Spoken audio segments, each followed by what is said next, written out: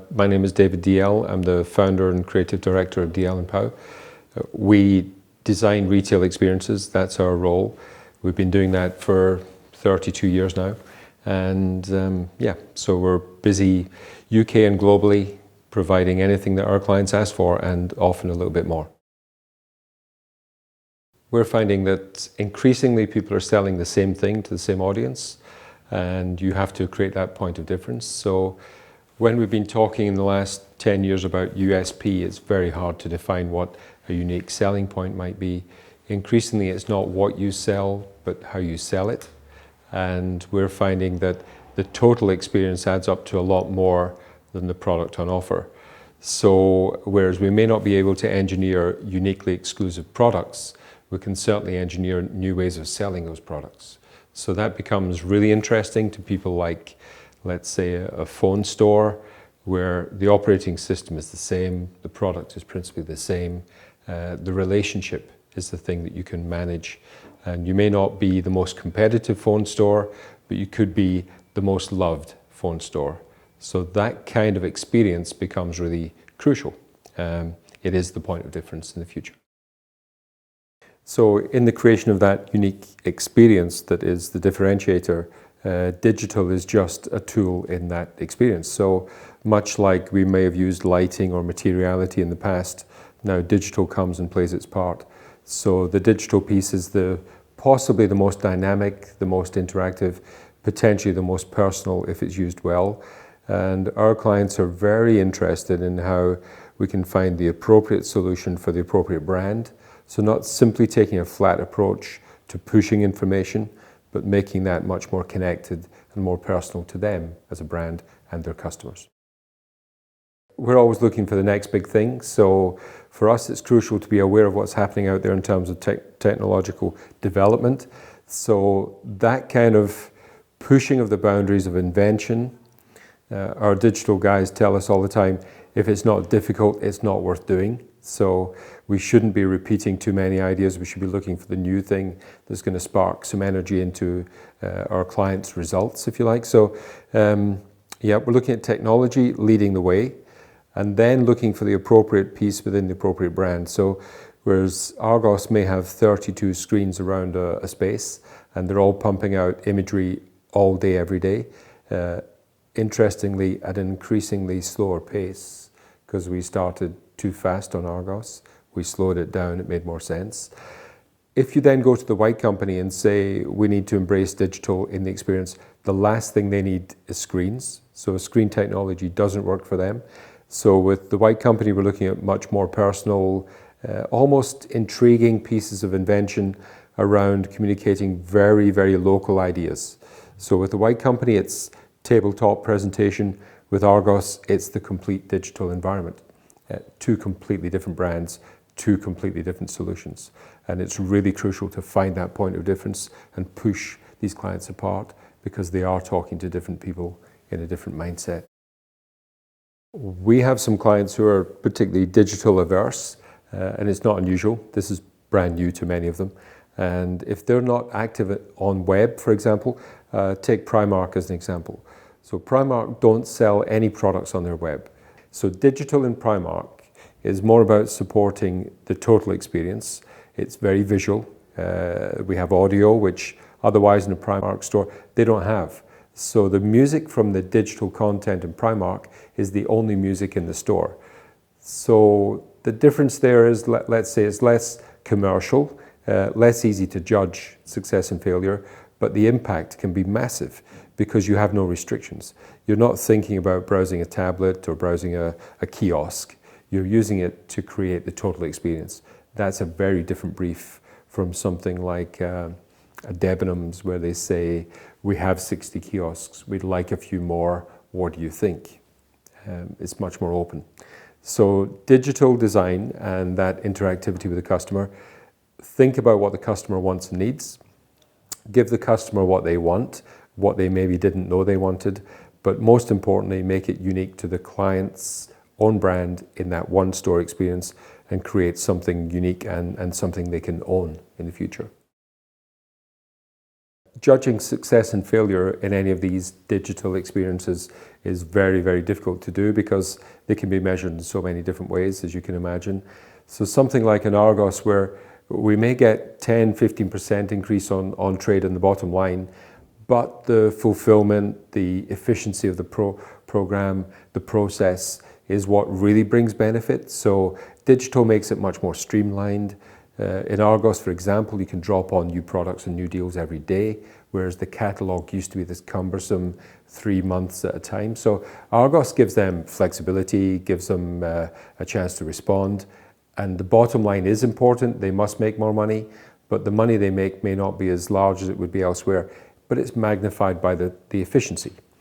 Something like Primark is more about brand building, brand reinforcement. There's no revenue from the reaction to something like a Madrid installation, which was this incredible piece of staging around one big store. When you land that kind of piece, you're hoping that it's fulfilled over time. If we didn't have digital, would they still make money? Of course they would, but the digital just helps make it more of a brand experience. Untangible. You cannot really rate that in terms of success, percentage, whatever. Whereas something like Rockar, which is coming to the fore now, game changer in that sense, we've had really clear benefits from that. So our client will tell you and us about the fact that previously Hyundai would attract a man of my age, 57, and today in that one store, the average customer is a 37-year-old female. That's a fantastic opportunity for that brand.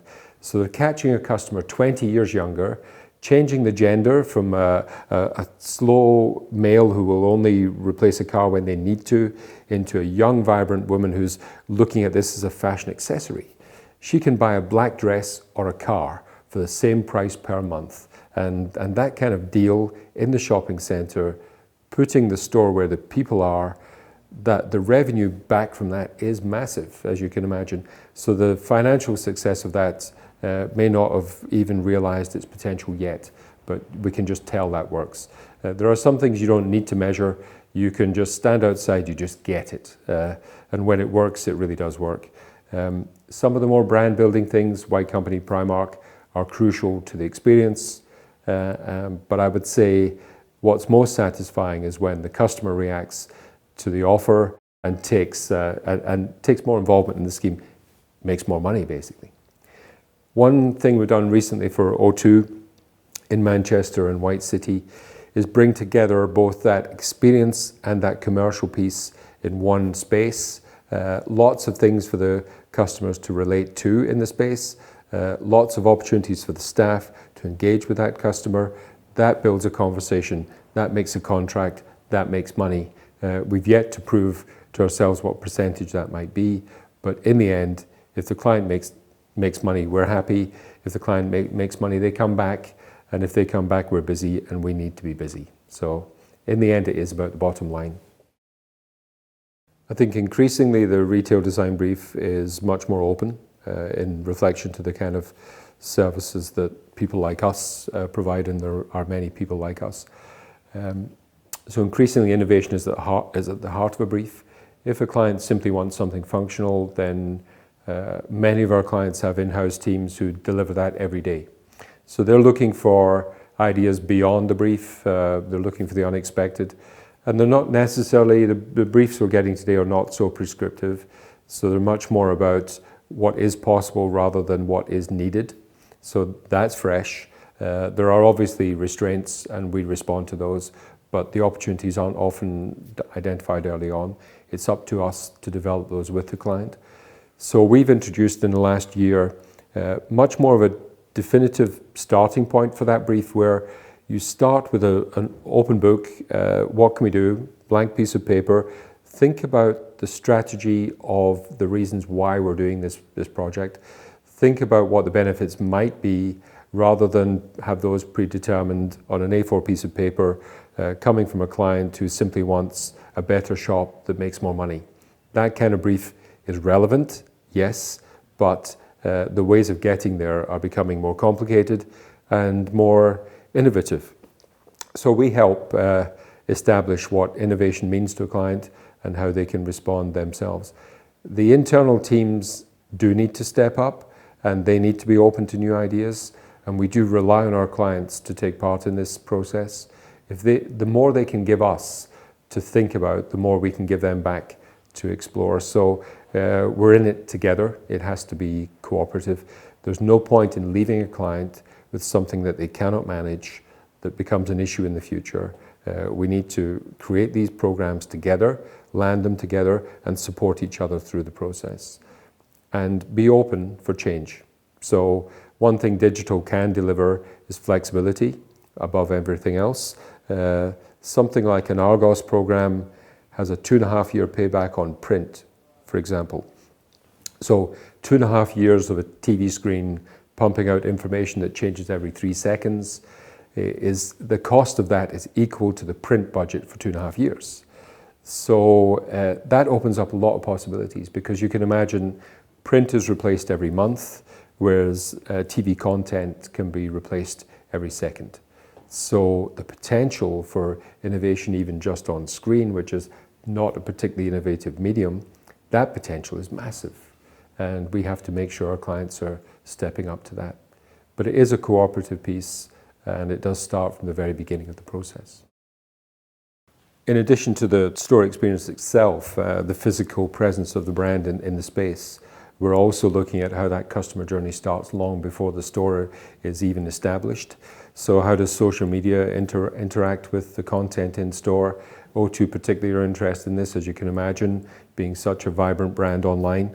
So how does O2 reinforce the experience they've created in Manchester and White City, and make sure that before that journey, during that experience and beyond that experience, all of that digital piece is all connected? So they've seen things in store that inspire them to use their equipment better for their own benefit, and how do they take that home and use that away from the space? So the store environment can do a lot more for the customer in the longer journey, pre-sale, during the sale, and long after.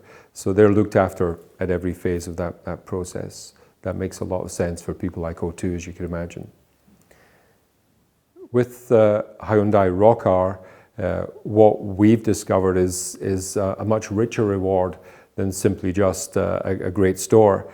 So we're able to expand on that and some of the benefits that Hyundai Rockar have created for themselves in the space in Stratford, the most recent, and the original store in Bluewater. So now we have 2 examples, both working for different markets with quite different concerns, but that in itself has been interesting. Different demographic, different customer, and we now know how they've responded to that space, and we know those benefits, and we know all of the good news around that very special piece of work that's happened for them. And that's already being discussed with others, by Rockar, by ourselves, to expand that further, which is great news. It's not a static solution. We're finding the definition of retail is really broad right now, in the sense that we're working in much more in what has been tentatively called service design. And service design can be about fulfillment in somewhere like an Argos process, or in the banking sector, where we've been working with people like NatWest and Nationwide in the past.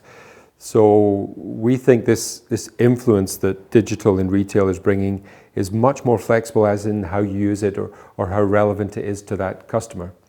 That customer shops, but that customer also travels. That customer also is entertained by brands in lots of spaces.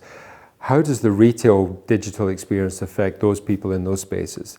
That's a very interesting combination as we begin to break down the definition of retail and think of it more around hospitality, looking after customers in their space, in our space, and being more open about how a brand can connect.